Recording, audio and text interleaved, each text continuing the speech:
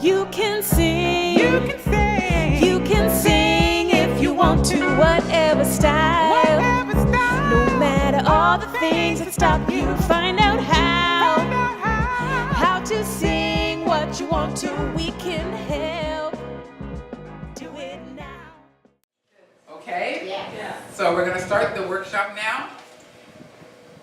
My name is Naomi TK. I'm a voice coach. I've been helping people sing for over 27 years. I love helping people sing. I really and truly do it, and I've helped over 10,000 people sing.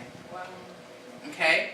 I've never met a person singing trouble that I couldn't fix, including people who think they can't sing. Honestly. The people who sing so off-key you can't hardly listen to them, I fixed that. People who had no confidence, I fixed that. Their tone didn't sound good, they couldn't hit the notes right, they couldn't sing high notes, had trouble singing low notes, had trouble performing on stage, couldn't do runs, couldn't sing the kind of music they wanted, their throats hurt, they got tight, pretty much everything that a person can have trouble with. They voice crack, oh yeah, that's a big one, right? Anybody has the voice crack thing? Okay, good, you're okay, okay, good. Yeah, it's you know, the voice cracking is like the major thing that singers are trying to avoid. And the ways that they avoid it usually creates them cracking more, just so you know. What that means voice cracking? It's when you're going to hit a higher note, and sometimes your voice kind of like, does that. When you're in the middle of trying to do that.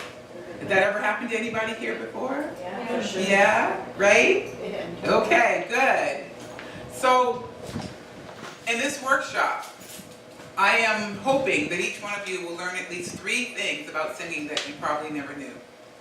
And that will help you on your way to become a better singer. And it's not information that's widely known. How many of you here have had some prior training in singing?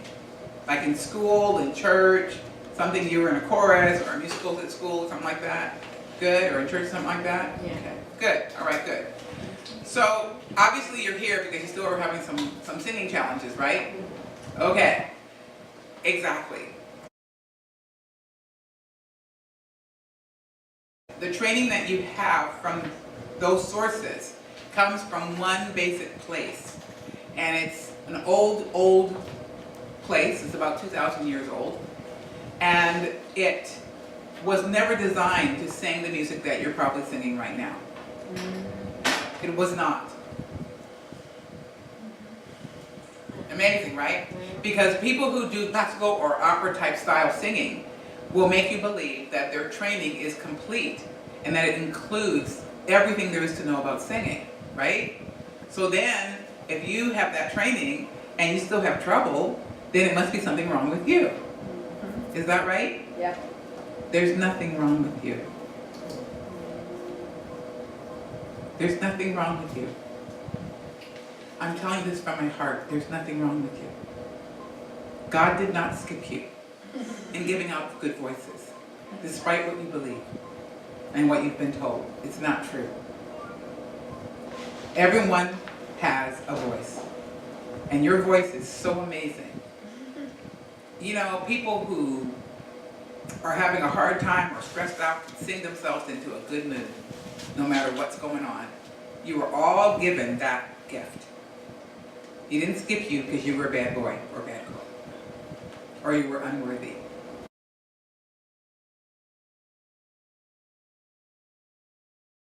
That viewpoint came from these people back about 2,000 years ago who created the singing techniques that people are taught to this very day. It was 2,000 years ago, and they did not have all the tools we have now to even see exactly how a person sings. Do you understand?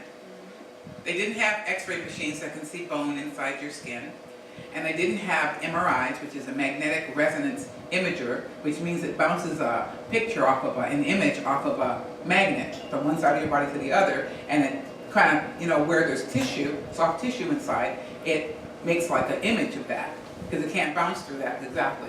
So we didn't have those, so they couldn't see the soft tissue in your body, including your muscles.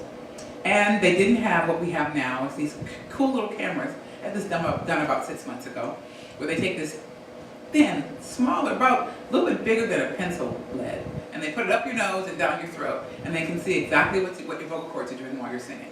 Wow.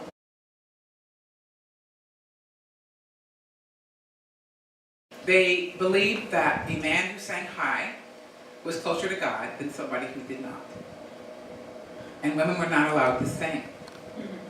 And they actually hurt people for singing notes that they weren't supposed to sing. And what that means is that they wrote music, and they had this idea that God's ear could only hear the music that they were writing. And the songs of the common man were not worthy.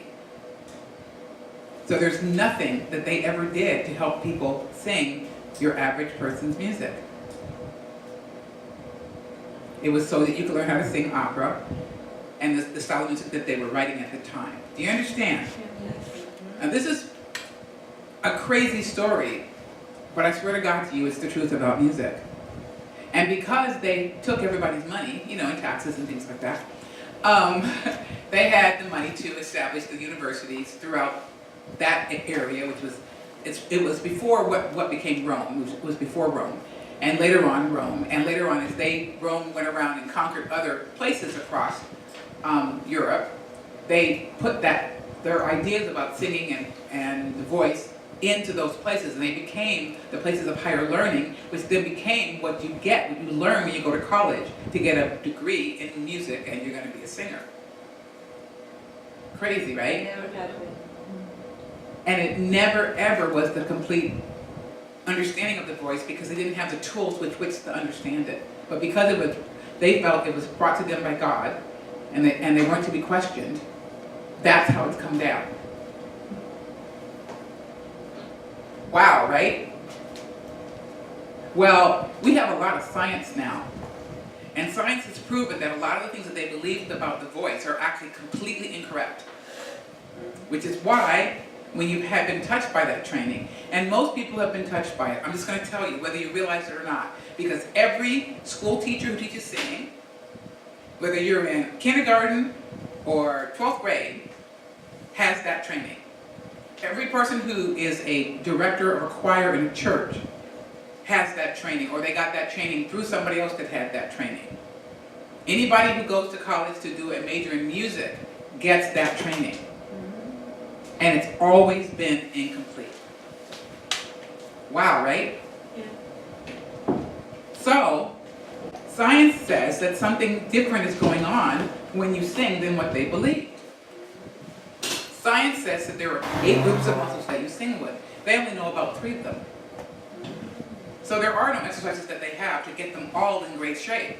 And these muscles control the air that is your voice. And because muscles can be made stronger and more under your control, anyone can improve their singing. Now, in your materials in your little clipboard there's like a list, a little place you can write in your singing troubles. Can you do that for me, please?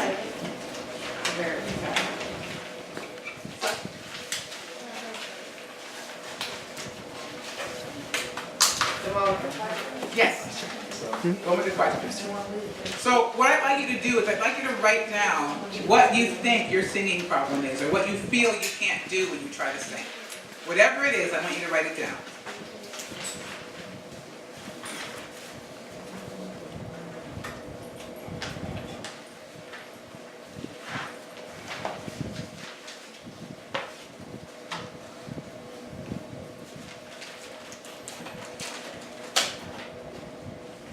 Yeah, now I'm going to say something to you while you guys are writing, because I really want you to write them down. It's important.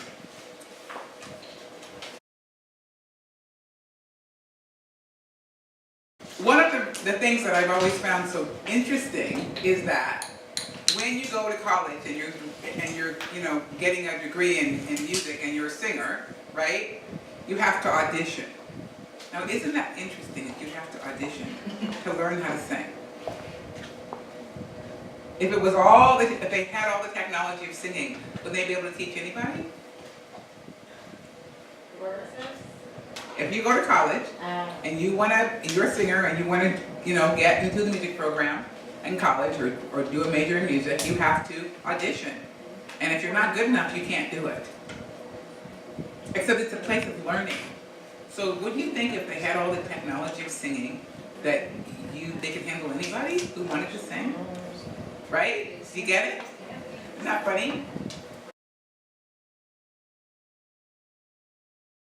Over the years, I've had many students who have had music degrees. I have one client who has a PhD in music, the highest degree in music, and she studied with a opera coach for 10 years, and her father was the music director at St. Paul's Cathedral in New York City, huge cathedral.